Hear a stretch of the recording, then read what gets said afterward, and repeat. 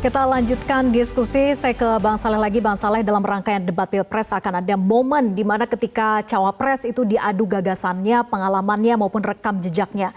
Nah, lawan Gibran ini kan adalah Profesor Mahfud dan juga Gus Imin yang sudah panjang pengalaman maupun rekam jejaknya. Nah, bagaimana Gibran menyiapkan diri berhadapan dengan Profesor Mahfud maupun juga Gus Imin? Adakah persiapan khusus dalam hal ini? Saya kira Gibran ini adalah seorang cawapres yang menurut saya sangat katakanlah siap ya. Dulu awal-awalnya orang kan menganggap wah ini tidak bisa nih gitu. Tetapi ketika kemarin itu pertama sekali dia bicara terutama pada saat deklarasi katakanlah untuk mendampingi Prabowo, itu Gibran tuh menyampaikan program-program kerja yang saya kira tuh malah justru banyak didiskusikan setelah itu. Malah TV-TV banyak memperbincangkan. Contoh ya, kemarin itu Gibran misalnya mengatakan ada dana abadi pesantren misalnya ya. Kemudian nanti ada program-program yang startup untuk milenial misalnya. Kemudian ada lagi program bagaimana memberdayakan ibu anak dan mencegah stunting.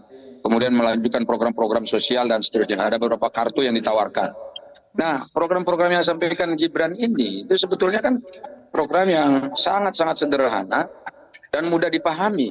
Dan karena itu kami yakin program-program yang disampaikan dengan secara sederhana dan mudah dipahami itu akan lebih menarik dan juga tentu akan lebih mudah untuk menggait para katakanlah konstituen yang lain, yang terutama dari kalangan milenial, kalangan ibu-ibu yang selama ini juga ikut saya kira memantau apa yang terjadi di dalam pentas politik nasional.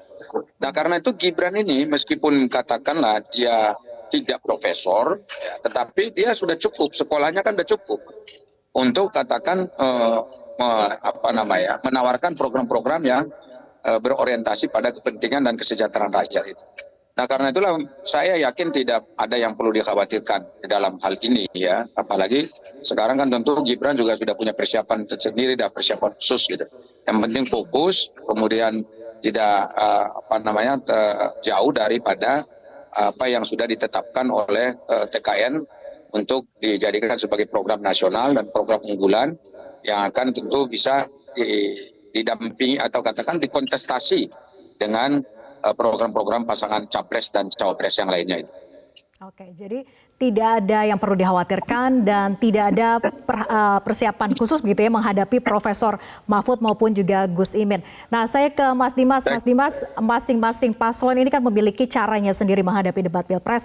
Tadi Prabowo Gibran tidak ada persiapan khusus, kemudian Ganjar mempersiapkan konseptual gagasan pengalaman yang matang. Anies mengatakan debat Pilpres bukan cerdas cermat yang membutuhkan belajar, jadi yang dijawab nanti adalah rekam jejak. Nah, seberapa mampu sebetulnya ajang debat Pilpres ini dapat menunjukkan kualitas gagasan dan juga pengalaman yang matang dari masing-masing pasangan calon? Ya, pertama-tama tentunya kita dari masyarakat sipil berharap bahwa sebagai penyelenggara KPU itu nanti ketika menyelenggarakan debat ya capres-cawapres ini itu harus tentunya metodenya harus terbuka baik ya, jangan ada privilege di situ, jangan ada kemudian hal-hal yang kemudian itu dianggap menguntungkan satu kandidat gitu misalnya. Nah, yang harus kita cermati adalah bagaimana perdebatan antar paslon ini berlangsung secara baik ya, dan itu kemudian juga memberikan tontonan yang bertanggung jawab, karena ini penting bagi publik, bagi pemilih untuk memastikan bahwa memang pemimpin yang hendak mereka pilih ini adalah pemimpin yang betul-betul punya kapasitas, punya integritas gitu. Nah, ini yang disampaikan tadi sebagai pengalaman ya, sebagai track record, sebagai rekam jejak.